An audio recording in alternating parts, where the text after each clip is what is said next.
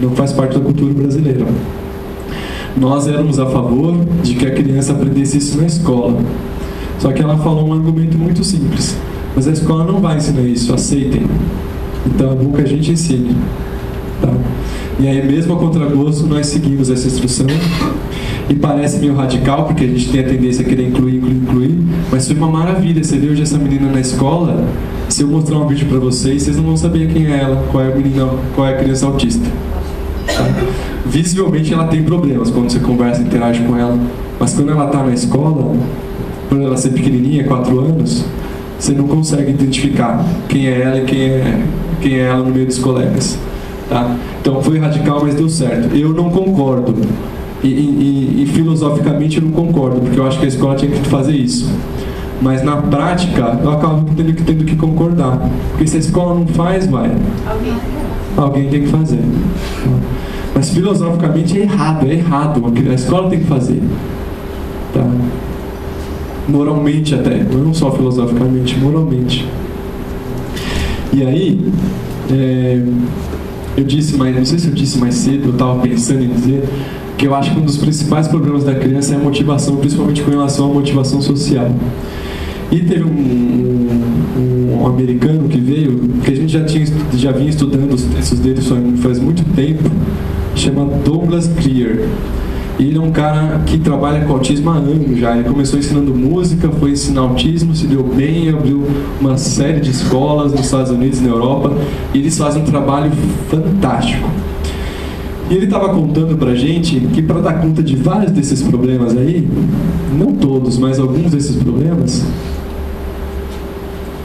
ele faz um procedimento de tornar as coisas interessantes para a criança, ou em palavras técnicas, de fazer com que ela se interesse por novos reforçadores. Então ele tem um procedimento que é criado para que a criança goste de outras coisas que ela não gosta inicialmente. E o que é legal? As primeiras coisas que eles condicionam como reforçadores, que eles tornam reforçadores para a criança, é olhar para a face, prestar atenção na voz e gostar da voz humana, e olhar para livros. São as 3 primeiras coisas que eles fazem. Então a criança chega na escola, não tem habilidades, a primeira coisa que eles fazem: a criança gostar de olhar para faces, a criança gostar de ouvir vozes, a criança gostar de mexer em livros. Olha que bacana. Imediatamente você tem uma criança que gosta de prestar atenção no professor e gosta de olhar para livro, tá? Então para isso que serve esse procedimento. Ele ainda complementou dizendo que ele acredita que as crianças só aprendem de verdade, de fato e de forma duradoura, se elas são reforçadas socialmente pelo que fazem. Ele diz: se você reforçar com coisas arbitrárias, que seja guloseima, que seja DVD, que seja brinquedo, a criança vai aprender, vai dar certo, mas não vai ser tão duradouro nem tão efetivo quanto se o reforço usado fosse só social, certo? Então, parte desse procedimento também é para produzir reforçadores sociais. Então, não é um procedimento muito fácil, tá, gente? Mas eu comecei a fazer esse procedimento, para ser honesto, há uma semana atrás. Eu já tinha lido sobre ele, mas como ele é um procedimento um pouquinho complicado, eu queria ver alguém fazendo para começar a fazer também. E eu comecei a atender um caso com uma colega minha que já fazia isso há algum tempo, e ela me mostrou como faz e eu me senti à vontade de fazer também, mas eu ainda erro bastante. Não é um procedimento já mais avançado, assim, porque você tem que prestar atenção em muita coisa ao mesmo tempo. É igual a dirigir. Dirigir é difícil quando a gente começa. Eu estou na parte de aprender, eu estou na autoescola. Daqui a pouco eu aprendo e vira automático, mas eu ainda estou na autoescola. O procedimento chama condicionamento de X, qualquer estímulo como reforçador. Se a gente estivesse condicionando vozes, seria condicionamento de vozes como reforçadores. Se fosse algum brinquedo, condicionamento de brinquedo como reforçadores. Se fosse de face, condicionamento de faces como reforçadores. Ou seja, a ideia é que a criança, depois de passar por esse tipo de procedimento, se for no caso de face, passe naturalmente a se orientar, a olhar e a gostar de ver a face das pessoas. Se for vozes, é se orientar, prestar atenção e gostar de ouvir a voz das pessoas. Se for livro, a mesma coisa com livro. Se for brinquedo, brinquedo, que ela passe a brincar adequadamente e goste daquele brinquedo. Vocês conseguem pensar, assim eu dizer, outra coisa muito importante que esse procedimento ajuda a diminuir? Eu já dei uma dica, hein? O que esse procedimento ajuda a diminuir no comportamento inadequado das crianças com autismo? Perfeito, quem falou estereotipia? O que é estereotipia? Autoestimulação, a criança obter prazer por si mesmo. Só que, se a gente condiciona uma série de brinquedos como reforçadores, uma série de livros como reforçadores, ela vai ter muito mais alternativa do que fazer. Então ela tende a ter menos necessidade de se autoestimular. Você começa a ensinar para a criança a gostar de outras coisas e ela passa mais tempo com aquilo e se estimula menos. Tá? Claro que falando tudo é mágico, né, gente? Parece que esse procedimento vai resolver todos os problemas, mas a realidade não é tão linda assim. Mas é um procedimento interessante que vale a pena tentar e vale a pena ver se produz resultados mesmo. Então, como que ele funciona?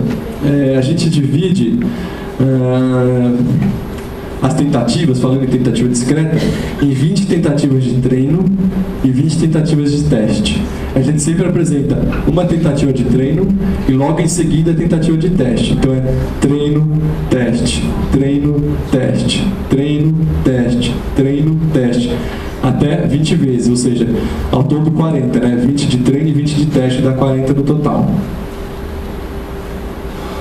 Na tentativa de treino, é quando a gente vai apresentar um reforçador que atualmente é bom para a criança. Então, se for guloseima, vai ser guloseima. Se for cócega, vai ser cócega.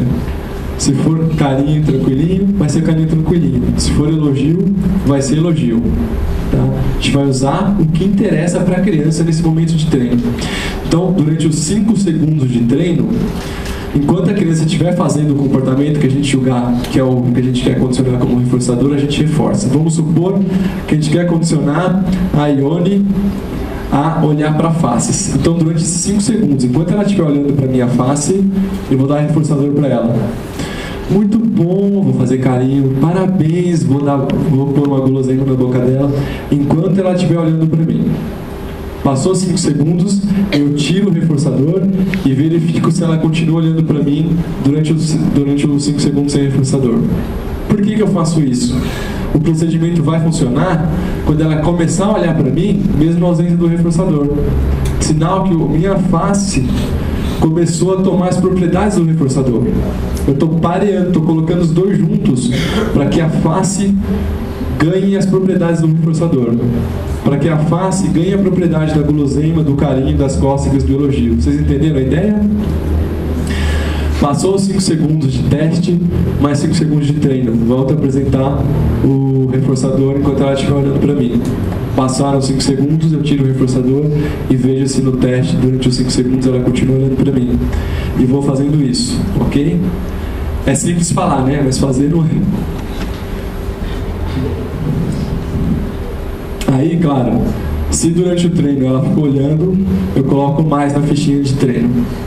Conseguiu. Se durante o teste ela continua olhando, eu coloco mais na fichinha de teste. Ela conseguiu. Se não continua, eu coloco menos. Então, deixa eu mostrar como é essa ficha rapidinho para vocês. É tão fácil de fazer.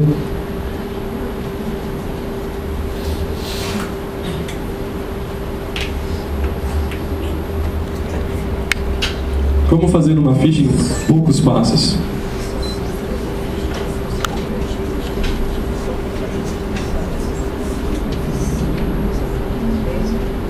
Só tem 10 linhas aqui, mas 8 linhas, acho. Imagine 20. Ups.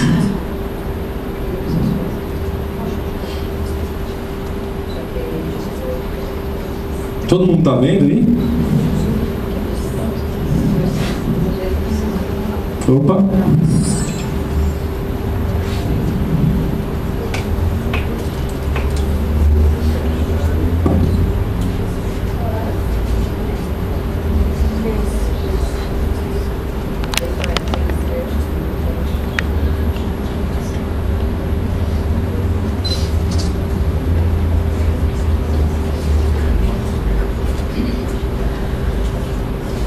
Eu não vou contar as linhas, mas tem que ter 20, obviamente.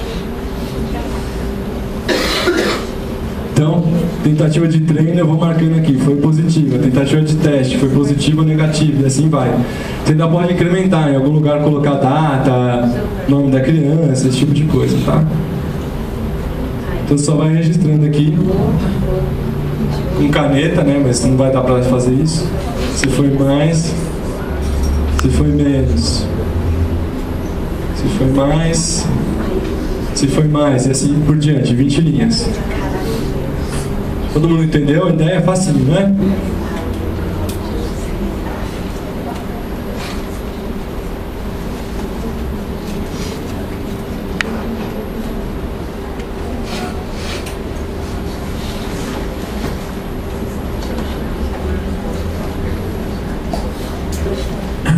Qual que é o critério de acerto? O critério de acerto é a criança conseguir olhar para você durante 90% das tentativas de teste. Isso significa 18 tentativas, ela olha para você sem que você dê o reforçador para ela. Entenderam? Ela continua olhando para você, mas tem que ser os 5 segundos inteiros. Não pode ser 2 segundos dos 5. Tem que ser os 5 inteiros. Só considera positivo se os 5 segundos inteiros ela olha para você.